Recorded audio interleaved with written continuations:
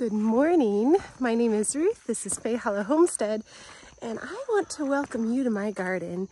This is my first tour that I'm doing of my vegetable garden, and I should have been doing it all year long, but this is my first one. For some reason, food forest, medicinal herb garden, got all those done, but I forgot about my veggie garden.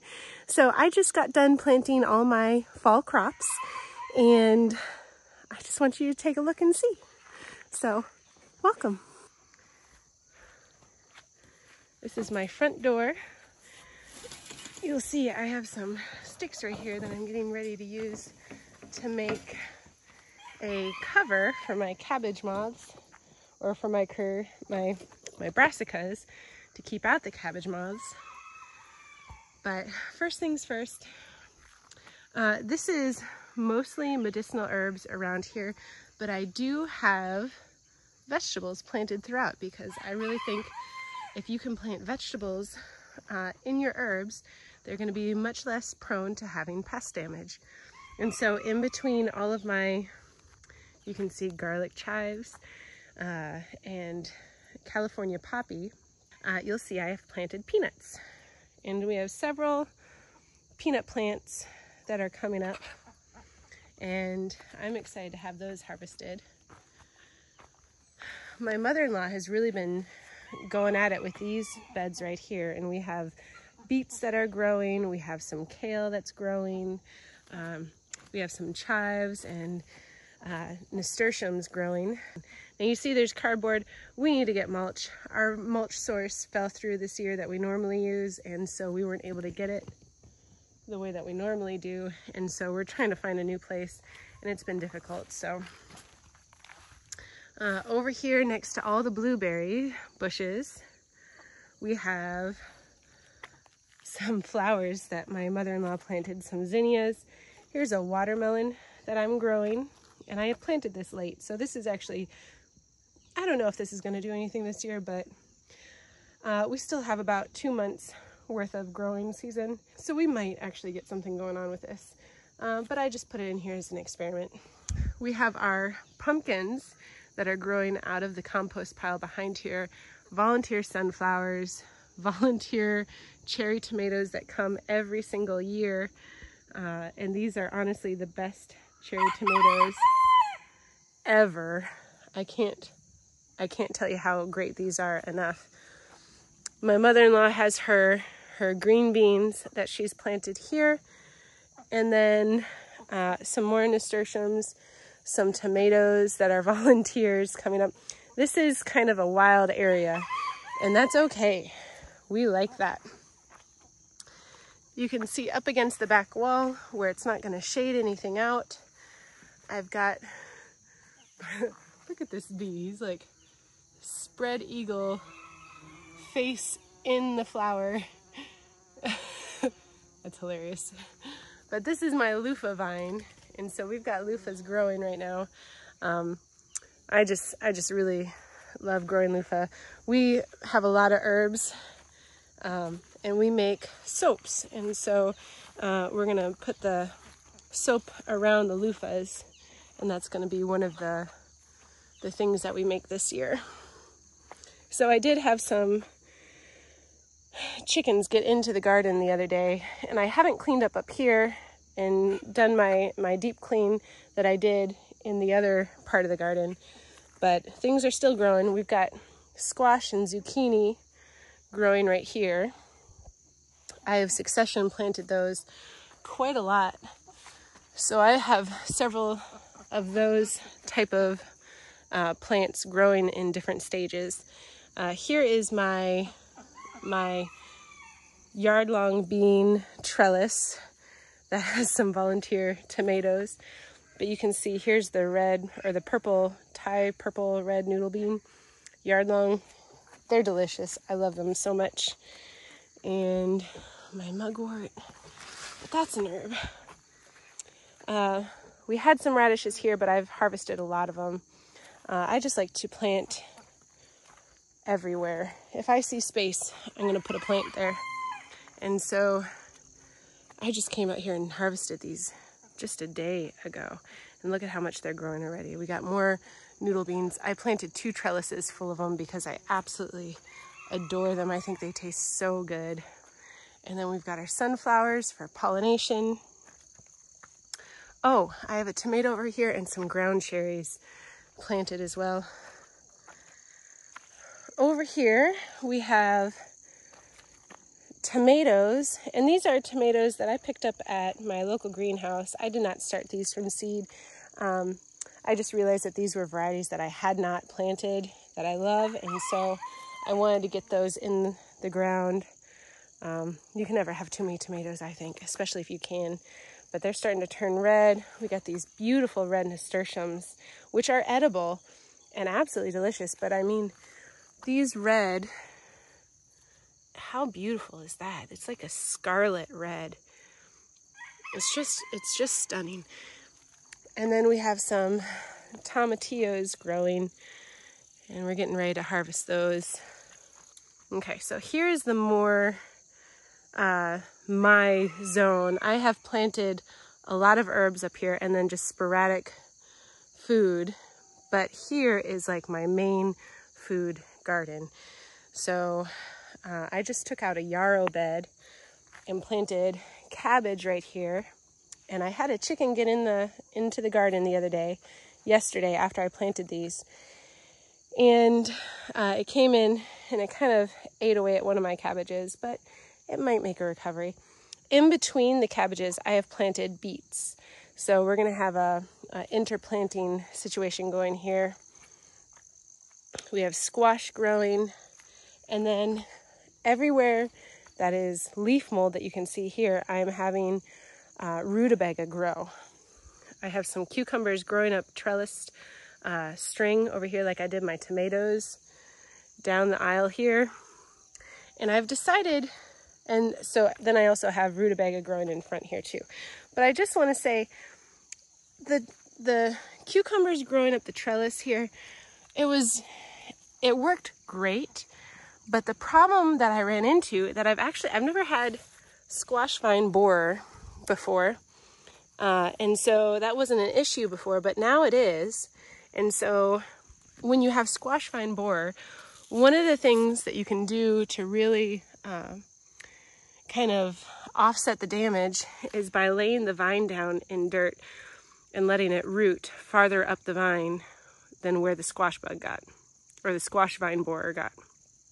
So when it's trellised like this, you can't do that. And so I would really say that, yes, this works well, but I don't necessarily think that I'm going to grow my cucumbers like this again. I will let them sprawl out on the ground, even though it's handy having them up like this. But I want to be able to lay this out. And you can see, I mean, we got hit real hard by the squash vine borer this year. And I am just terrible at digging into the vine and getting that vine borer out. I'm just terrible at it. So, okay, so here we go. We're gonna keep walking. Anywhere that you see bare ground, there's gonna be seeds planted, like radishes, beets, rutabaga, stuff like that. I'm really trying to get those root vegetables going really well. We've got more squash, and these are slightly smaller than the other ones that you saw because I planted these later. These are some tomatoes that I've got growing. And things are not as big as they could have been. Like the tomatoes should be like all the way up here by now, but I had some nutrient problems with my soil that I didn't realize until recently. And so the tomatoes and such are really only just starting to take off. I have my patty pan squash over here. I'll harvest those as I go by. But this is my kale area. I have some lettuce going to seed over here and arugula, and I'm going to use that seed very soon to plant more rows of that. My Brussels sprouts are right here, and then I have my beans, which are ready to harvest again because it's a new day. Squash. Oh, I'm so excited about these tomatoes. Oh my goodness. I even have squash interplanted with my licorice plants because, and you can see these are even younger, so these got planted later. And I really believe in succession planting your squash. I think that's a great thing to do. Lots of beans, and you'll see I have yarrow in the middle of my beds. I have other flowers. I have marigolds. I have calendula literally everywhere. I have some gladiolas growing. I have onions growing in between everything because having a large variety of plants confuses the pests and keeps things healthier. So I like to really interplant a lot of variety. Here we have broccoli growing. You'll see the plants, and as those broccoli get bigger, the bean bushes will die back. They'll be done. They're almost on their way out right now, actually. And then the broccoli, the cauliflower, and I have my pepper plants, and those will also be finishing up as the cauliflower and the Brussels. Oh my goodness!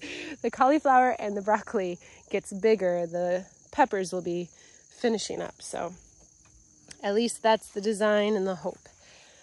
Again, I have more squash. I love squash. So we have the butternut squash right here. We have some zucchini squash or spaghetti squash right here. I have this beautiful acorn squash right here growing. There's even squash back here in between the asparagus beds. With the zucchini squash or the spaghetti squash is also rambucante growing.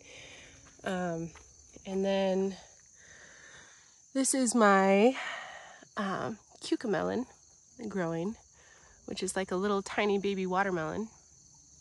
We just had a huge rain last night, so that's very exciting to me. And again, the cucumbers just did terrible this year because there's that chicken got in. I'm gonna go get him real quick. But the cucumbers just did terribly because I wasn't able to lay them down and really head off the squash vine borer. And so I will never grow cucumbers like this again. This was an experiment. I tried it. Usually I have huge success with cucumbers, but this year was just kind of a bust for them. So this is my Swiss chard, and this darn rooster keeps getting in. I have a scissors with me today, and I am ready for him. He always goes to the same spot. It's actually really easy to catch him, but he just continually comes in here. And you can see the fences are pretty high. They're about 6 feet tall. So I'm gonna go and I'm gonna cut his wings, or cut the flying feathers on his wings so that he cannot jump up and get in here anymore, because he has decimated my garden. And it took me all day yesterday to kind of rehabilitate it. Now, it was great. I mean, honestly, it was a blessing in disguise, like a really big disguise. Like, he disguised it very well as tragedy. But it was a blessing in disguise because before I planted all these things and he went and I really put a lot of nutrients and fertilizer, like organic things like compost tea, duck pond water, fish fertilizer. I put garden tone in, and he really like raked up all the beds and got that stuff really deep into the soil, or at least into the surface of the soil, which I really want. And so I'm excited about that. He also got a lot of pests. He was joined by 3 other ladies as well, and no, 4 other ladies, and they had 2 or 3 days because I was gone this weekend in here.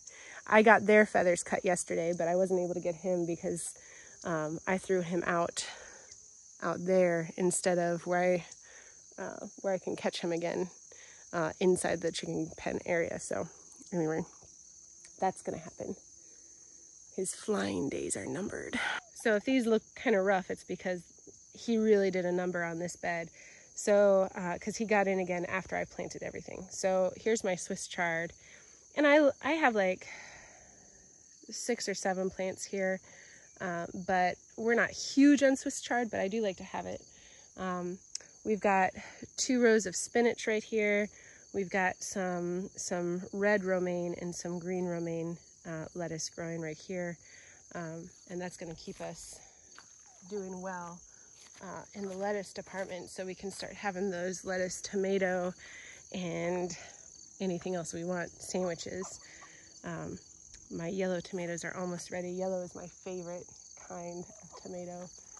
And can I just say that these sunflowers take my breath away. I absolutely am in love with these. And I did plant my sunflowers next to places that I could tie them up and keep them standing so they won't fall over. So everywhere you see a sunflower, it is tied up, and so it is really well supported, and I don't have to worry about them, you know, hanging into the beds. And the bees really, really love this. So I just think this is really beautiful. You can see all my pepper plants. They're starting to really produce, and again, peppers really need a lot of nutrient dense soil, and so they're really getting a late start. They were struggling for a while. Now they're able to really start taking hold and getting the nutrients that they need in order to produce fruit. So here I have some cayenne, some asparagus self-seeded right there, some more peppers. You see that nice big green pepper. Oh, I'm excited about these. I've been struggling to keep the basil from going to seed before the tomatoes are ready, because they have to be ready at the same time. That's the whole point of planting basil, is so that I can have my slice of tomato with a leaf of basil and then the mozzarella on top. I forget what that's called, but that's my favorite way to eat tomatoes. And I've been growing the tomatoes up these strings and just wrapping them around, and this is going to be how I do it forever. Like, this has been the best way of growing tomatoes that I've ever done before. It self-supports so well, and it just makes a really open, airy environment for the tomatoes, especially if you start clipping back any leaves that might turn yellow or have spots. It keeps disease at bay, and they're really just doing really, really well. So this is going to be the way I'm going to do tomatoes from now on. I will not be doing cucumbers this way, though. That is for sure. So again, I have a lot of beet seeds and rutabaga seeds. I mean, we're really powering up on having a ton of rutabaga seeds planted in between all of these plants, because rutabaga not only is a great starchy food to be able to eat in the winter when you want that kind of food, but it stores in the ground, and we live in such a tight, confined area. I have no storage for anything. And I mean, we're struggling for space for you know, normal everyday items, and so having a pantry is not really a thing for me right now. I'm canning, but there's there's canned food in very random spots anywhere that I can find space in our house, like, you know, even above the kids' beds. Like, we're in a tight, confined place right now. Later on we'll have plenty of room, but it's difficult to find storage space for extra food, especially if you're storing up for the winter. So rutabaga is wonderful, because rutabaga will stay and keep in the ground, at least where I am in zone 6B. Okay, so this is a really great plant to have if you don't have cold storage or a root cellar or a pantry or something like that. You can plant the rutabaga and you can keep them in the ground and then just take them out as you want them and you want to eat them. Making sure that chicken isn't getting into this area. Beyond this area right here is my food forest on the other side of that, and so he's in the food forest right now. So again, some more beans. I have marigolds planted everywhere. These are the petite marigold.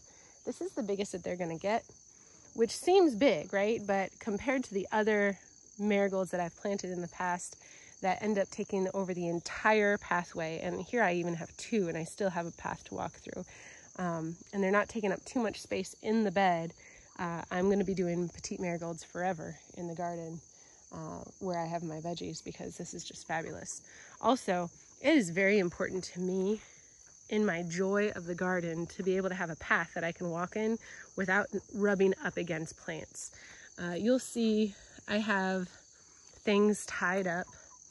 Like, let me show you, like my motherwort is tied up because it was hanging into the path, and I had to, like, you know, bushwhack my way into this area, but I tied it up so I don't have to worry about that. I was rubbing up against this wormwood consistently every time I walked through on this path, and so I tied it up. I really just, even that kind of bothers me right there, but I can kind of pick my way through that. But I really, really like having an open path. You see, I tied back my asparagus bed over here because that too was hanging down into the pathway, and it was just not making it as enjoyable as it could be here, because I really enjoy just being able to walk unhindered. Now, here I have, like, there's tomatoes growing everywhere. I'm so excited about this. Finally getting the tomatoes. The cherry tomatoes are a very indeterminate wild type of tomato, and so I grew these on the trellis here rather than the string, and that's worked out very well for me. They're doing really, really great growing up this trellis here, and I'm going to continue to do this method. Some baby squash plants that I just planted a couple weeks ago. You'll see I have buckets around because I have mouse traps out here, because I do have a problem with voles. And so the mouse traps, I've tried every way under the sun to try to get rid of these voles, and the mouse traps under a bucket are the best way that I've found. It really, really works well. So here's some more radishes. They're a little bit sporadic because we have been harvesting them. Tomatoes growing. I did prune my tomatoes mostly. Some of them not as much, but I have definitely pruned a lot of them. There's a few that I didn't, just because I like that tomato so much that I wanted more vines coming off of it. Peppers interspersed everywhere. I really like to spread out my vegetables and not have like all my peppers in this one area. I'll have peppers here, I have peppers over there, I have peppers down here. I have tomatoes growing everywhere, squash growing everywhere, beans are growing everywhere. And that way, if I get hit by a pest, it's not going to decimate my entire harvest, which has worked out really well for me. And so I have some things going to seed, like my carrots, letting them go to seed. These tomatoes, they're wooing me, oh my goodness. And some more peppers. The onions, the end of the onion here has already fallen over, so that tells me that this onion is ready to harvest. Let me show you how great this looks. I mean, it just rained, so it's a little bit wet, but look at how beautiful that is. Isn't that gorgeous? And then let me show you. So these onions are not ready yet because they haven't tipped over. This one's almost there. Look at how huge this tomato is. Oh, I'm so excited. I'm so excited. And then you can see there's holes sporadically, and that's where the voles come up. I have a lot of paste tomatoes, but this yellow one, I'm going to probably pick that today, and I'm going to go in and I'm going to get some basil, some of that mozzarella, and be eating that for sure. More peppers. Look at these peppers. Look at, isn't that beautiful? Oh, I just love it so much. Baby peppers are growing. And that cayenne, I'm super excited about having cayenne. I grew it last year, loved it. You can see there's some more growing right there. I do have, actually, let me tell you real quick. This is all comfrey right here. I'm gonna cut all this back and I'm gonna make comfrey tea from this. I also have quite a few comfrey in the food forest back there, where you'll see I have my corn growing.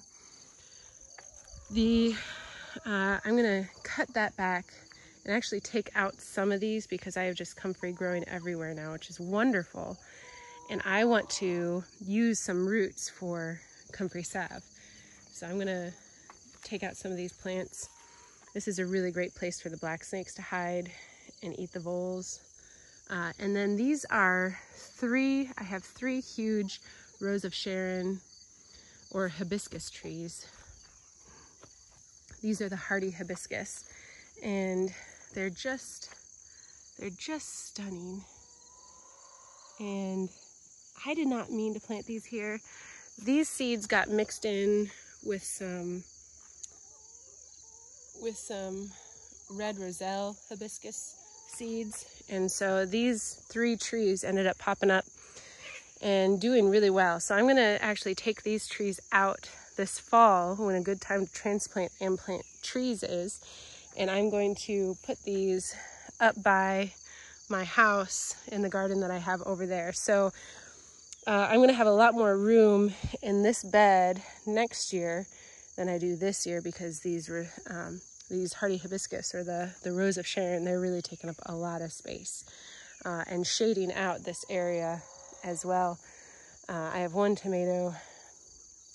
Man, the cucumbers make me so sad, but it's okay. Cucumbers I could even replant some cucumbers at this point and have enough time before our last frost date to be able to get some. So I might actually end up doing that, but cucumbers aren't a huge deal for us. We like it, but it's not like we're craving pickles all year long. And I haven't found a way to cook or prepare cucumber that I've loved. So if you guys know of anything, you let me know, because we're just not huge cucumber people. I have a tomato right here, and I have some more behind my danshen, my red root sage.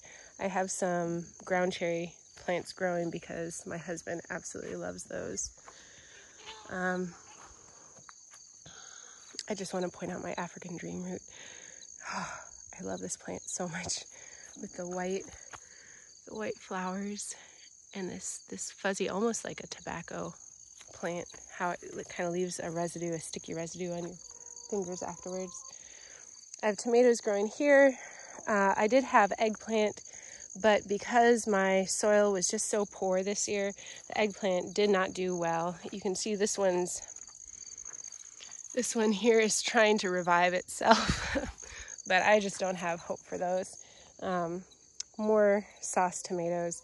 And it would have been such a bigger harvest this year if my soil had been the way that it needed to be, but I'd been misusing this leaf mold mulch and not understanding that it was actually detracting nutrients from my soil rather than adding nutrients to my soil, because I was putting it on at the wrong stage of its life cycle. So here's some more tomatoes. And that's basically it, guys. I mean, we're pretty much like a green bean squash beet tomato family. Like everything. I mean, we do love the radishes, and the rutabaga is going to really come in, and the peppers are great. But as long as we've got a ton of squash going on and a lot of tomatoes and green beans, I'm good to go. And also, can I just point out this patty pan squash?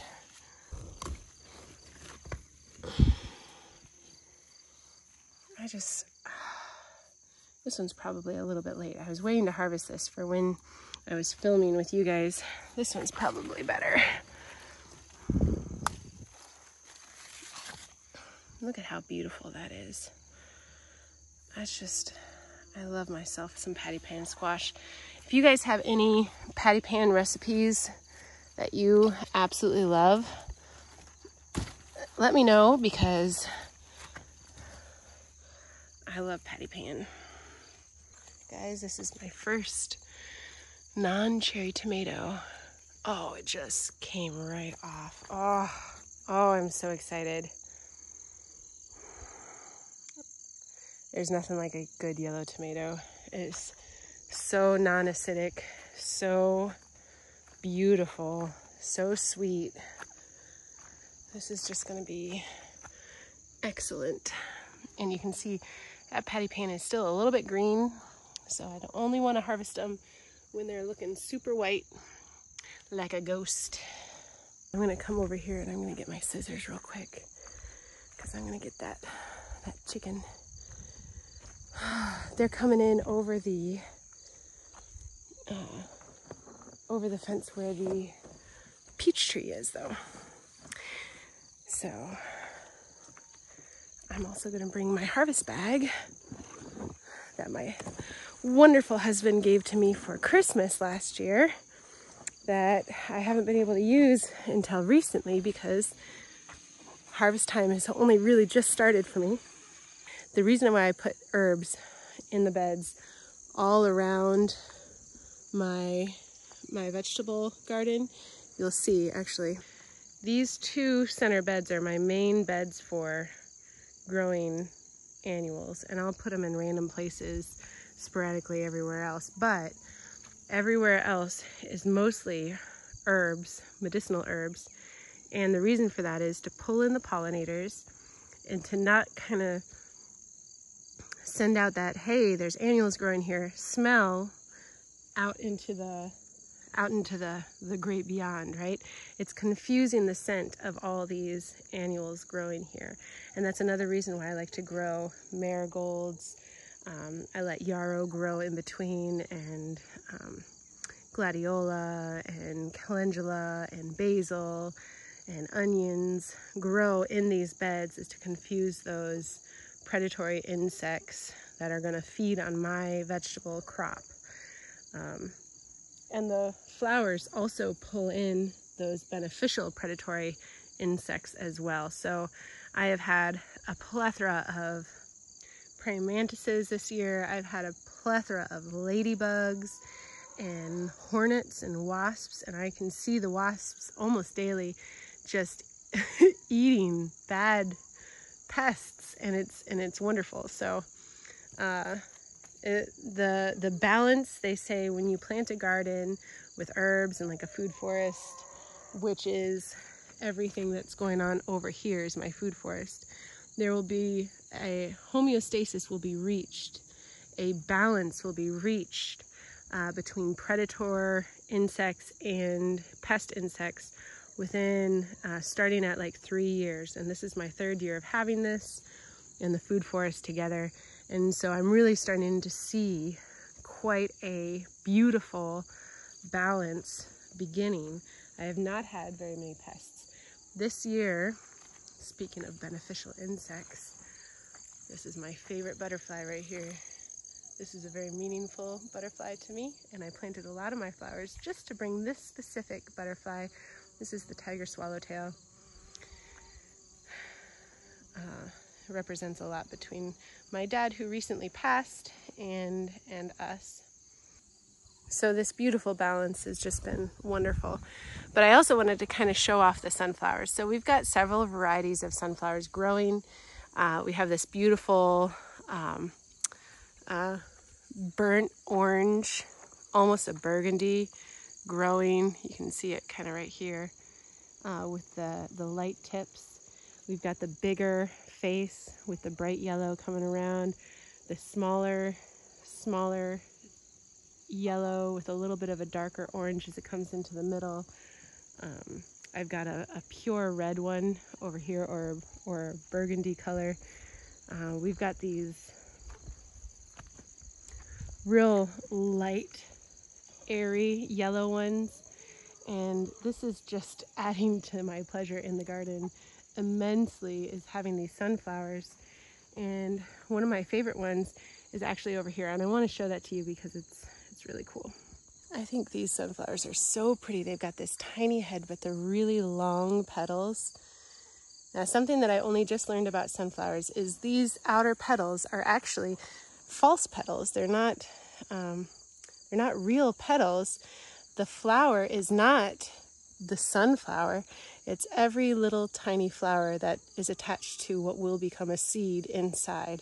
And that's why sunflowers have such a great pollination rate, is because this bee walking around is really pollinating all those different flowers as he's going around. The pollination is very easy for these. And so a sunflower is actually hundreds of flowers wrapped up into one beautiful, I guess, false flower, but it's still beautiful. It still looks like a flower to me. So I thought that was cool. So here he is. This is the guy. This is the guy that's been getting into my wonderful vegetable garden and causing all the mess. And you taught some of your girlfriends how to get in here too, didn't you? but I clipped their feathers, and now I finally clipped his feathers too. And so I'm going to send him back into the chicken coop area, and he can just hang out with his family there and not eat my family's food. I grow food for you. That's not half the reason why I grow sunflowers, is so that we can give them to the chickens. So yeah, don't be greedy and try to eat food before it's time. I got plenty of food for you otherwise. So here he is. He's really handsome though, don't you think? He's really handsome. Okay, let's send him back over. There you go, chicken. There he is. Freshly trimmed. There's Don. There's our main rooster. He is such a good boy.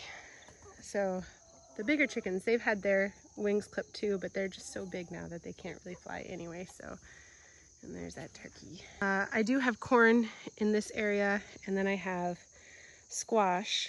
We have some trampled corn because of the chickens, and you can see they really scratched out, you know, a lot of the stuff here.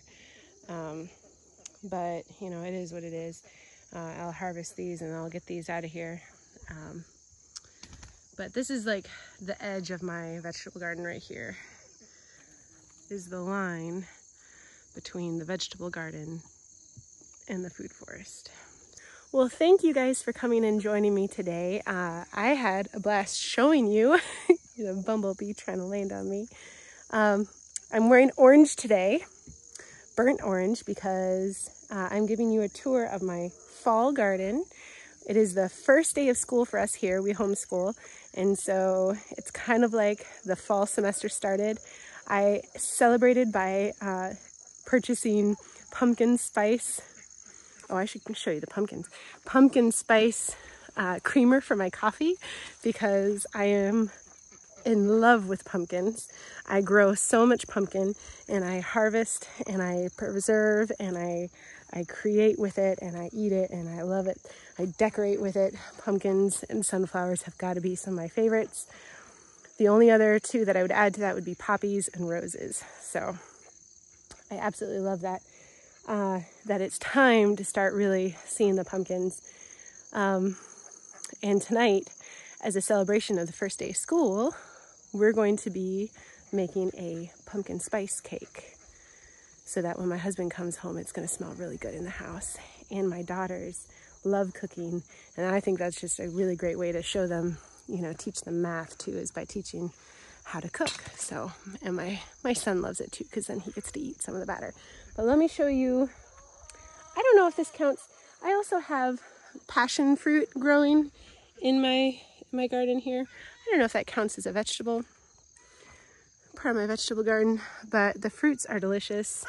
We wait until they get wrinkly to harvest them, and then eat them, and it's delicious. But let me show you my pumpkin patch, because that's part of my annual garden as well. So that's up here by the lavender beds. Oh, life is good. And today has also been one of the first days where it's just been cool. It's been so hot. Like 3 days ago, the heat index was 117. 117. And today I'm able to wear this sweater and it's fine. So I love spring and fall so much, but fall is my favorite. Okay, so let me show you my pumpkin patch. So here is my pumpkin patch, and you can see the chickens. They ate most of the pumpkins down there, which is frustrating. But anyway, soon they'll be big enough where they won't be able to get out anymore. I gotta cover up these bottom holes, I think that's the problem. But the pumpkins here are doing really well, and I'm excited to have some pumpkins come off of this. Okay guys, well thank you so much for joining me today. I really appreciate you taking this tour with me. I absolutely love growing food. It is one thing to be out in the garden enjoying the beauty of the plants as they grow, It's a whole nother thing to be able to harvest the food and turn it into something that is usable for your family easily, and storing it up for when you can't have food like this. So there's a twofold joy there, and then there's a threefold joy for the pumpkins, I think, because you can decorate with them, and the sunflowers. You can decorate with them during the fall, and so they add beauty to your home as well. So I love growing. I love growing food. I love gardens. You can see my father-in-law is making headway on the greenhouse for my mother-in-law, which is super exciting because having a greenhouse will change everything about doing our seedlings. And oh, and I forgot to tell you. So our potato beds are looking a little sad. It's because they're about ready to harvest. I'm gonna go out there in the next couple days and get all those potatoes out of there. I've peeked. Great things are happening. Like, it's looking really, really good out there.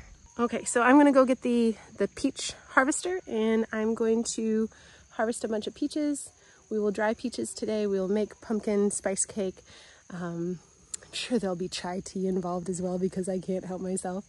And I know it's not fall yet. I know it's the middle of August, but I'm so excited. And this first cold day and the first day of school, and it's just wonderful. So I'm gonna harvest the peaches, get that tomato inside, and in the patty pan, we'll have some squash for dinner. That'll be good. Some green beans and some Thai yard-long noodle beans. I like cooking the yard-long beans immediately, and then I love storing the green beans for the winter. That's how I like to do it. So anyway, I hope you guys have a wonderful day. Thank you so much for joining me. Please hit that notification bell, the subscribe button, and the thumbs up. If you guys could give that to me, that would be really helpful. I appreciate that so much. And guys, stay blessed.